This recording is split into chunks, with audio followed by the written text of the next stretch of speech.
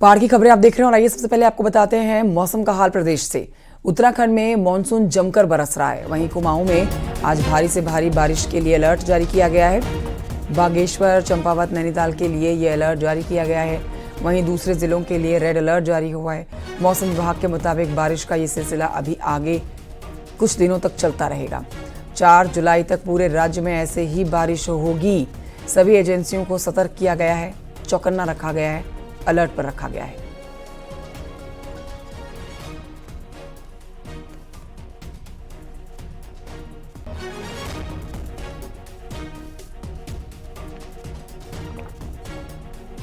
तो इसी मानसून का बेसब्री से इंतजार किया जा रहा था।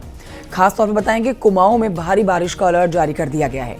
कई जिलों के लिए भारी बारिश का रेड अलर्ट जारी कर दिया गया है। इस समय लगातार बारिश हो रही है पूरे प्रदेश में, आप कह सकते हैं, और ये बारिश 4 जुलाई तक यूं ही जारी रहने वाली है। यानी आप कह सकते हैं कि आज और कल दोनों ही दिन भारी बारिश पूरे उत्तराखंड में देखी जाएगी। ऐसे में सरकार ने भी कुछ गाइडलाइन जारी की है कि जब तक बहुत ज़रूरी बाहर निकलने का काम ना हो तब तक ना निकला जाए, सावधानी बरतें तेज बारिश में।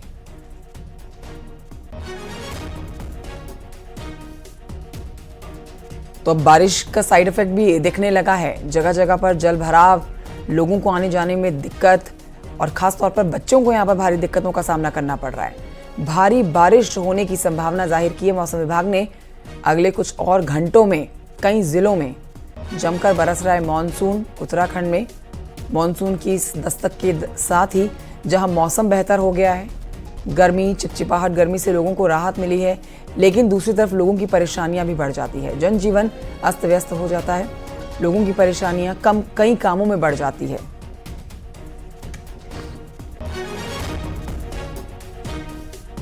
और आइए आगे बढ़ते हैं। बागेश्वर से आपको ये खबर दे देते हैं जहां पर पूरी रात लगातार बारिश जारी रही है।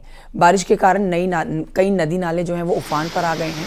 सरयू, गोमती का जो जलस्तर है वो बढ़ गया है। देर रात हुई बारिश से कई स्थानों पर सड़कों पर मलबा आ गया है।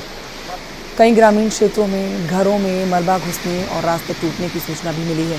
वहीं मंडलसेरा में कुंती गदेरा और भागीरथी गदेरा उफान में है।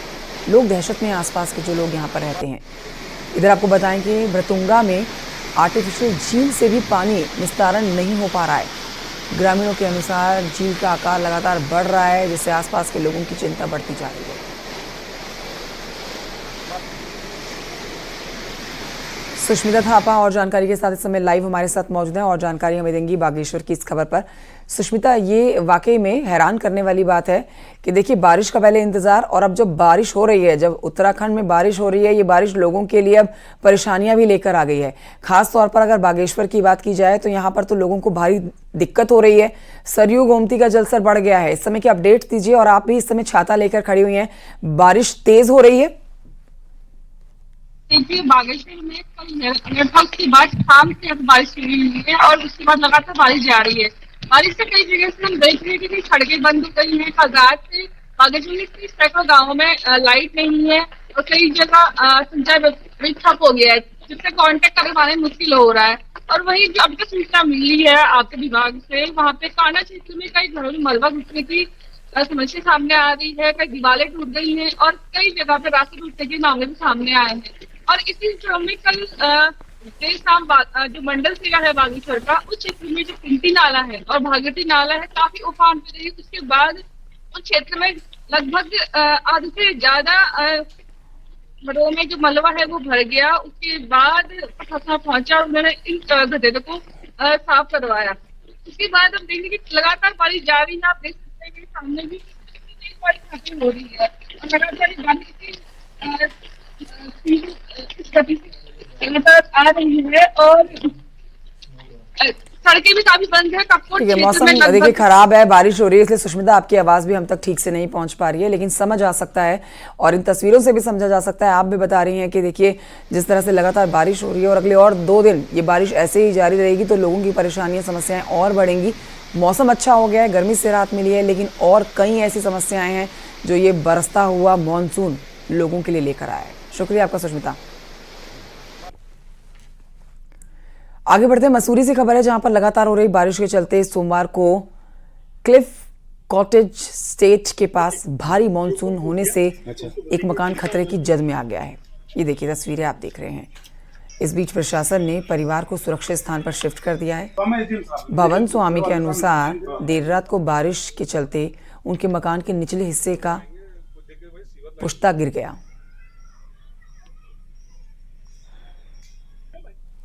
इसकी सीवर लाइन पूरी बंद थी यहाँ और इसका बैक मारा इसने। 1 महीने से जब काम लगा हुआ था यहाँ, तो हमने कहा चलो लगा हुआ। एसडीएम साहब के भी गए, 6 बार मैंने गढ़वाल स्थान में कंप्लेंट करी, लेकिन कोई फर्क नहीं पड़ा किसी ने। पौड़ी में नेशनल हाईवे 534 पर भूस्खलन के बाद एक बार फिर से कोटद्वार का पौड़ी से संपर्क कट गया है। दुगड्डा से कोटद्वार के बीच में 5वें मील के पास भारी भूस्खलन हुआ है, जिससे सड़क बंद हो गई है। वहीं इसके चलते परेशानियों का भी लोगों को सामना करना पड़ रहा है। लैंसडाउन, पोखरा समेत पौड़ी में आने वाले यात्री पिछले कई घंटों से सड़क पर ही फंसे हुए हैं। रास्ता पूरी तरह से चौक है। हालात ये हैं कि दोनों ओर कई किलोमीटर का लंबा जाम लग चुका है। कितने घंटे से आप यहाँ पे इंतजार कर रहे हैं? 3 घंटे से। अभी क्या लग रहा है, कितना बता रहे हैं समय यहाँ पे? समय 1 घंटा लग ही जाएगा। अच्छा, 1 घंटा भी और लगेगा। तो ये जो रास्ता है ये काफ़ी खतरनाक हो चुका है। पहले भी आप 3 घंटे से इंतजार कर रहे हैं, तो भूस्खलन हो रहा है लगातार यहाँ पे? हाँ, हो रहा है, भूस्खलन हो रहा है। तो पूरे उत्तराखंड में मानसून सक्रिय हो चुका है। बारिश का रेड अलर्ट जारी कर दिया गया है। ऐसे में किसी भी आपदा से निपटने के लिए विभाग को तैयार कर दिया गया है और विभाग भी दावे कर रहा है, लेकिन कुछ चुनौतियां ऐसी हैं जिनका फिलहाल कोई इलाज नहीं है। रिपोर्ट देखिए।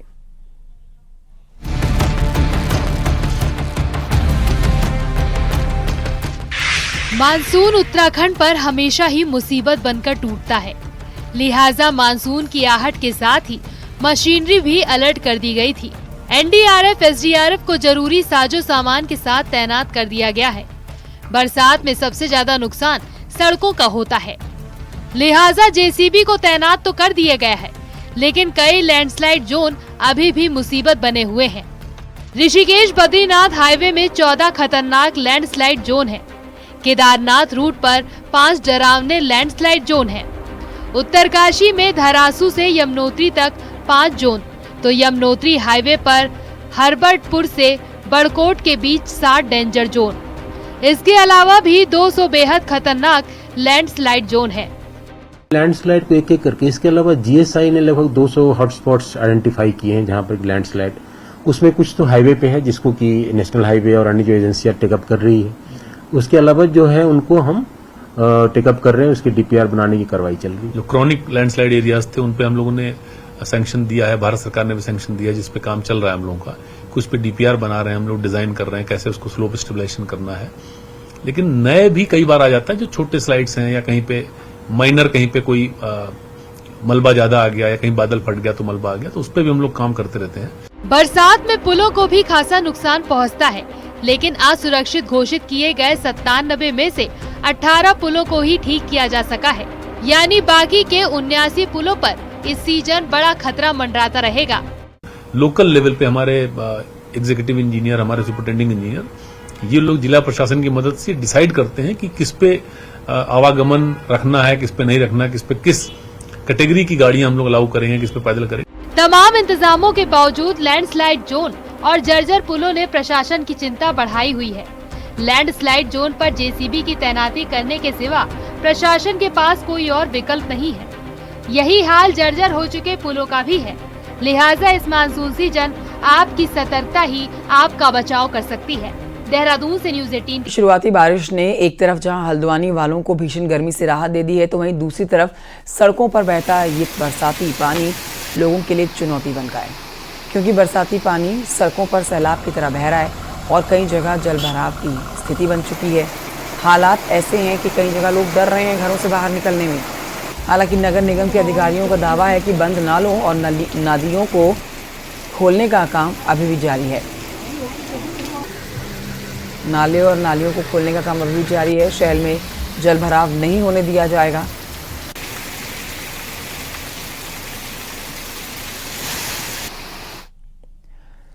बागेश्वर में भ्रतुंगा के पास सरयू नदी में झील बनी। अभी खुली नहीं है। आपको बताएं कि नहीं खुल पाई नदी का पानी निकासी का रास्ता अभी नहीं बन पाया।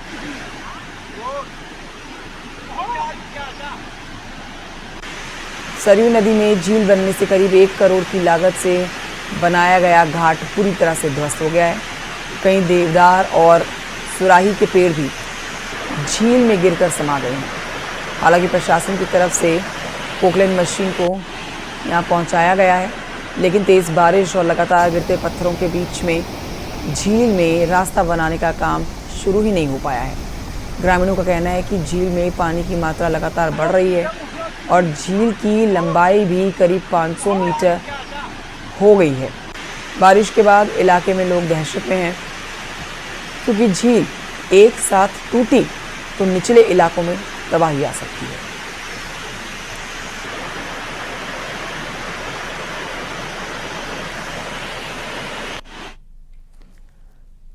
उत्तराखंड के रुद्रपुर में एक भीषण सड़क हादसा हो गया। एक रुद्रपुर यहां पर काशीपुर रोड में एक स्कूल बस में 6 महिलाओं को टक्कर मार दी गई है, जिसमें से एक महिला की मौके पर मौत हो गई है, जबकि 5 महिलाएं गंभीर रूप से घायल हैं।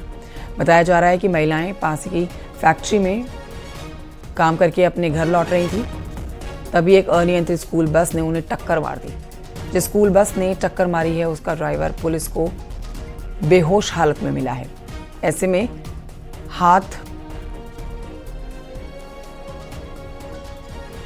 हादसे पर गंभीर सवाल खड़े हो रहे हैं। हादसे की वजह अभी साफ नहीं हो पाई है।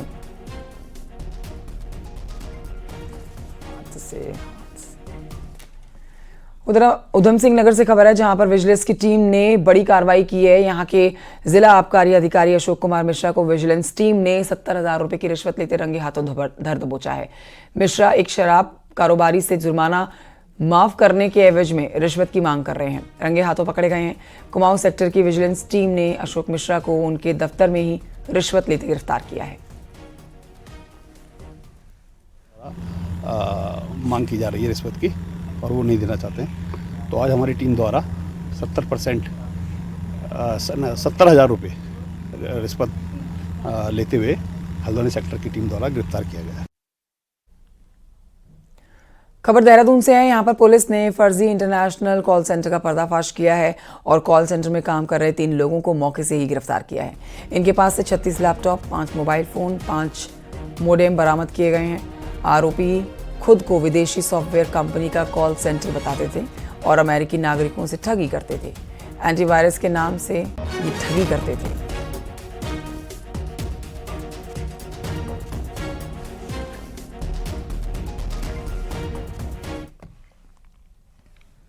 मुख्यमंत्री पुष्कर सिंह धामी ने ऊर्जा विभाग को निर्देश दिया है कि मानसून को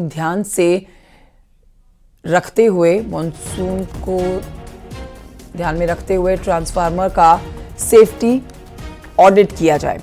मुख्यमंत्री मंगलवार को सचिवालय में ऊर्जा विभाग की समीक्षा मीटिंग ले रहे थे। मुख्यमंत्री ने 5 साल में प्रदेश में विद्युत उत्पादन दोगुना करने का टारगेट दिया है और कहा है कि बिजली के तीनों निगम आपस में कोऑर्डिनेशन के साथ काम करें।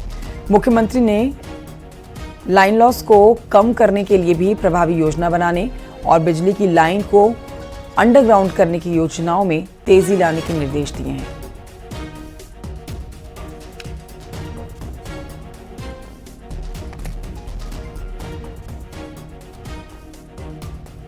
लोगों का क्रमवार रूप से हमने समीक्षा रखी है, जिससे कि जो पिछले दिनों काम हुए हैं हम कितना पहुंचे हैं, कितना हमारा लक्ष्य है। उत्तराखंड में सिंगल वुमेन यानी कि एकल महिलाओं को सरकार स्वरोजगार में मदद देगी। राज्य में ऐसी महिलाएं करीब 1 लाख हैं और 10 करोड़ रुपए के बजट वाली ये स्कीम इस साल शुरू होगी। ये रिपोर्ट देखिए।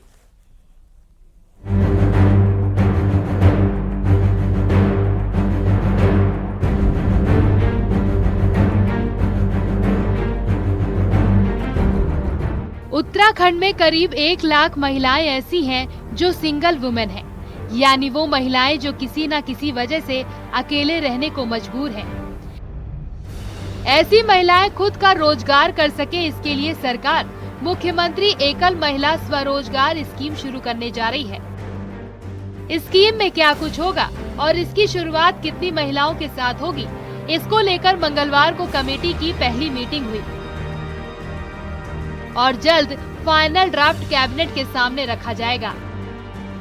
वित्त मंत्री प्रेमचंद अग्रवाल के मुताबिक योजना ब्लॉक लेवल पर लागू होगी और 18 से 50 साल की सिंगल वुमेन को स्वरोजगार में 75% तक सब्सिडी दी जाएगी। महिलाओं को हम इसलिए रोजगार देंगे ताकि वो अपने आत्मनिर्भर बन सके, क्योंकि सरकार की मंशा भी है कि आत्मनिर्भरता की ओर बढ़े, महिलाओं को हम सशक्तिकरण की ओर बढ़ाएं। इस नाते हमने ये स्कीम लागू की है। इस स्कीम का लॉन्च महिला बाल विकास विभाग करेगा, जिससे सिंगल वुमेन अपना रोजगार कर सकेंगी। साल 2011 की जनगणना के मुताबिक उत्तराखंड में विधवा महिलाएं 67,449 हैं, दिव्यांग महिलाएं 27,381 हैं, परिवार से अलग रहने वाली महिलाएं 5,840 हैं, तो किन्नर 4,555 हैं। फिलहाल स्कीम कागजों में बन रही है। सरकार का दावा इसे इसी साल लागू करने का है। ऐसे में देखना होगा कि स्कीम को धरातल पे उतारने में और कितना वक्त लगता है। दीपांकर भट्ट, न्यूज़ 18, देहरादून।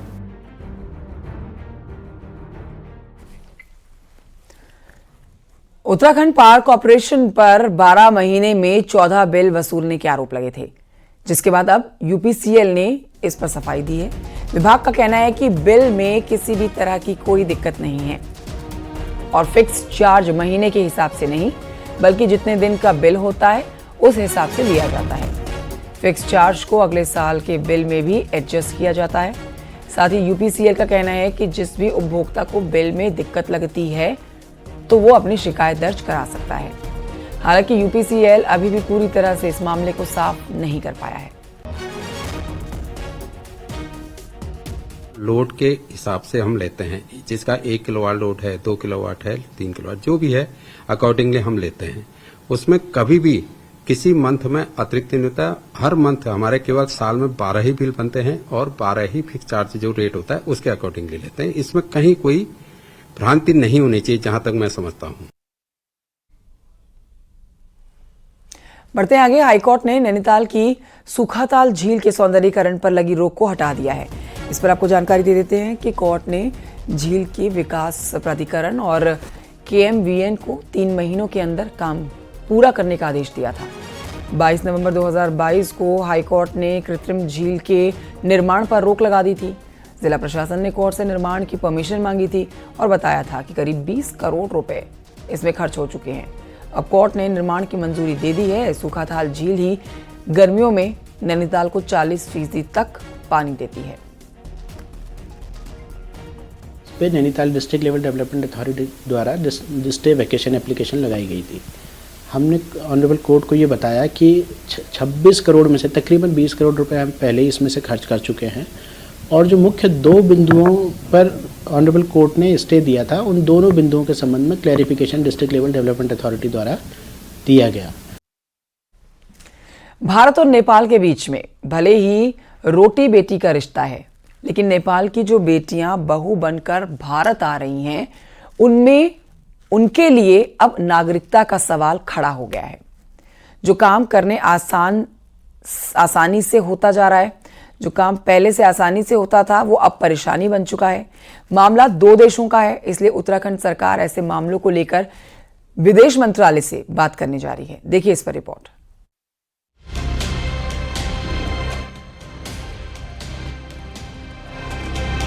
पिथौरागढ़ चंपावत के कई गांवों की रिश्तेदारी नेपाल में भी है। कई परिवार ऐसे हैं जो नेपाल से बहू लेकर आते हैं, लेकिन अब नेपाल से भारत आने वाली बहुओं के सामने नागरिकता का सवाल खड़ा हो गया है। बीते कुछ सालों में नेपाल की तरफ से आने वाली प्रक्रिया मुश्किल हुई है। नतीजा ये कि नेपाल से शादी के बाद भारत आने वाली बहुओं को भारतीय नागरिकता नहीं मिल पा रही। हाल ही में पिथौरागढ़ दौरे पर गए कैबिनेट मंत्री सतपाल महाराज ने इसे गंभीर मामला बताया है। नेपाली मूल की लड़कियां जिनकी शादी पिथौरागढ़ में हो रही है और हुई है, उनका परिवार रजिस्टर में नाम दर्ज नहीं हो पा रहा है। तो जिसके कारण राशन कार्ड तथा आधार कार्ड नहीं बन पा रहे हैं। तो मैंने माननीय मुख्यमंत्री जी को अवगत कराया है और इसको हम हाई लेवल पर ले जाएंगे, इसका निराकरण कराएंगे ताकि वो जो हमारी बहुएं हैं उनका राशन कार्ड और आधार कार्ड बन सके। पहले की प्रक्रिया बड़ी सामान्य प्रक्रिया थी। भारत नेपाल के बीच कहने को रोटी बेटी का रिश्ता है, लेकिन बीते कुछ सालों में हालात बदले हैं। मामला दो देशों के बीच का है, इसीलिए मामले का हल हाई लेवल से ही निकलेगा। कैबिनेट मंत्री सतपाल महाराज के मुताबिक जल्द मुख्यमंत्री इस मुद्दे पर बात करेंगे और फिर विदेश मंत्री से भी बात की जाएगी। वहीं लोकल लोग भी मानते हैं कि नेपाल के रवैये से दोनों तरफ परेशानी हुई है। काफी महिलाएं हैं, मेरे पास काफी एप्लीकेशंस आई हैं, इसीलिए मैंने टेकअप किया है। माननीय मुख्यमंत्री जी ने भी कहा है कि वो भी मीटिंग के अंदर इसको टेकअप करने जा रहे हैं और अगर होगा तो विदेश मंत्री से भी इसमें हम बातचीत करेंगे और इसको हल करेंगे। जो नागरिकता को लेकर सरकारों ने दोनों देशों की सरकारों ने जो अपने नियमों में बदलाव किया है, सख्ती दिखाई है, उसका असर आम लोगों में बहुत हो रहा है। जो सदियों से दोनों देशों के बीच, खास करके जो बॉर्डर इलाके के रहने वाले लोग हैं बॉर्डर इलाकों में, उनके बीच में रोटी बेटी का संबंध रहा है। साफ है, मामला दो देशों के बीच रिश्तों और नागरिकता से जुड़ा है। ऐसे में बिना किसी सरकारी दखल के दोनों देशों से जुड़े इस मसले का हल निकल पाएगा, ऐसा नहीं लगता। पिथौरागढ़ से विजयवर्धन उप्रेती के साथ दीपांकर भट्ट, न्यूज़ 18 देहरादून।